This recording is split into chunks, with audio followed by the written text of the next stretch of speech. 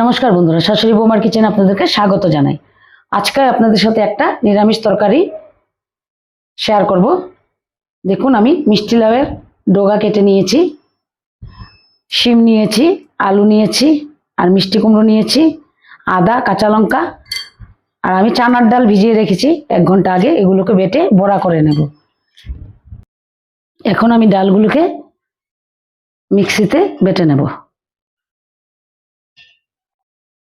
2টো কাঁচা লঙ্কা আর আদাটা দিয়ে দিলাম, দিয়ে অল্প জল দিয়ে পেস্ট করে নেব। ডালগুলো আমি পেস্ট করে নিয়েছি।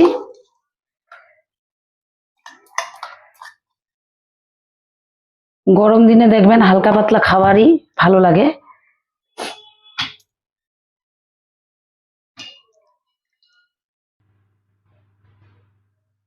ডাল বাটাটার মধ্যে আমি অল্প হিং দিলাম, অল্প পরিমাণে নুন দিলাম, হলুদ দিলাম, কালো জিরে দিলাম। আর আমাদের হিংটা আমাদের শরীরের জন্য ভালো। গ্যাস হলে গ্যাসের জন্য হিংটা 1 নম্বর ঔষধ। অনেক সময় দেখবেন আমাদের গ্যাস হয়, পেটটা ভার ভার লাগে। গরম জলে 1 চিমটে হিং দিয়ে অল্প কালা লবণ দিয়ে খেয়ে নেবেন, সঙ্গে সঙ্গে ভালো হয়ে যাবেন। কড়াই গরম করে আমি এখন রিফাইন তেল দিয়ে দেব। এখন আমি বড়াগুলো ভেজে তুলে নেব। দেখুন, আমি বড়াগুলো লাল করে ভেজে নিয়েছি, এখন তুলে নেব। আমি রান্নাটা রিফাইন তেলে করব। কালো জিরে দিলাম, রাঁধুনি বাখর দিলাম। নিরামিষে দেখবেন রাঁধুনি বাখরটা দেবেন, সুন্দর একটা গন্ধ বেরোয়। এখন আমি সবজিগুলো দিয়ে দেবো আগে।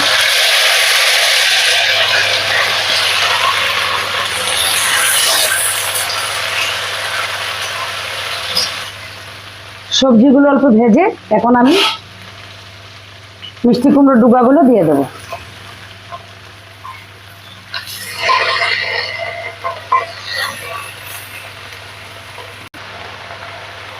পরিমাণ মতো নুনটা দিয়ে দিলাম। 1 চামচ হলুদ গুঁড়ো দিয়ে দিলাম। 4-5টে চেরা কাঁচা লঙ্কা দিয়ে দেবো। এই রান্নাটা কাঁচা লঙ্কাতে হবে। এখন আমি 5 মিনিটের জন্য ঢাকা দিয়ে দেবো।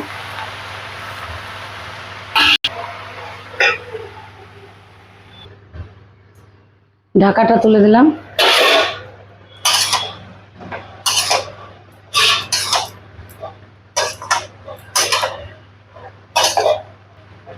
এখন আমি এটাতে অল্প জিরে ধনে গুঁড়ো দিয়ে দেব। আমি হাত দিয়ে অল্প জিরে ধনে গুঁড়ো দিয়ে দিলাম। এখন আমি অল্প জল দিয়ে দেব।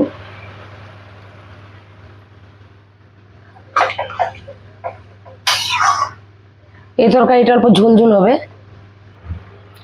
দেখুন, ঝোলটা ফুটে উঠেছে। এখন আমি বড়াগুলো দিয়ে দেব, দিয়ে আরো 5-10 মিনিট রান্না করে নেব।